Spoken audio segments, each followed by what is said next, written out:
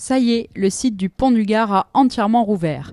Et beaucoup de Gardois, mais aussi de touristes ont profité de ce week-end allongé de Pentecôte pour s'y rendre.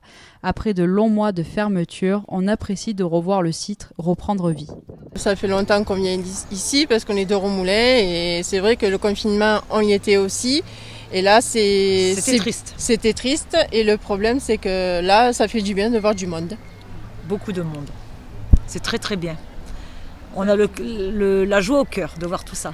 S'il fait encore un peu frais pour la baignade, ça n'a pas empêché les premiers pagayeurs de descendre le Gardon en kayak. Et ce week-end a marqué aussi le grand retour des cyclistes. Plus de limites kilométriques à respecter, alors ils étaient nombreux sur la véloroute reliant Beaucaire et Uzès et à s'arrêter pique-niquer sous l'aqueduc romain. Parce qu'on voulait faire du vélo et on voulait pique-niquer. Et aussi on voulait se baigner. Elle est un peu fraîche, non, l'eau? Oui, ça va. Elle est un peu fraîche, mais il y en a qui vont. On est de la région et on est venu avec des amis profiter du beau temps, du fait qu'il n'y ait pas encore trop de monde pour faire du vélo et pique-niquer. Vous avez fait la voie verte C'est ça, depuis Uzès, on a fait 12 km pour arriver ici.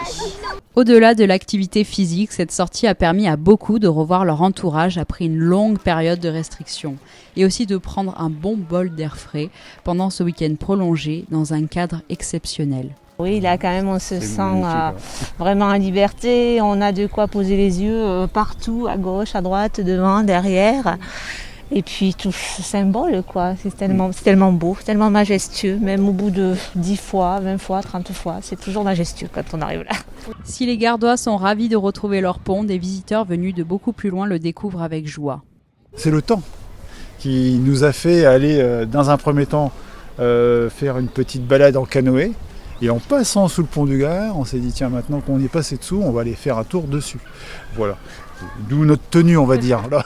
C'était tellement beau, ça aurait été dommage de... Voilà. Oui, on s'est dit, ça, allons-y. Ça a visité quand même, c'est un bel ouvrage qui est vraiment impressionnant. Je ne regrette pas.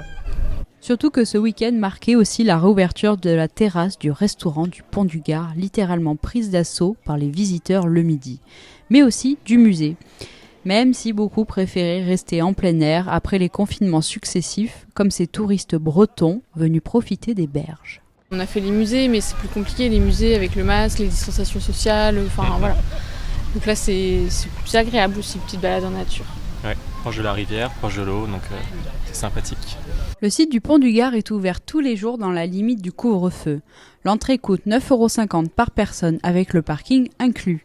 C'est gratuit pour les moins de 18 ans et les étudiants.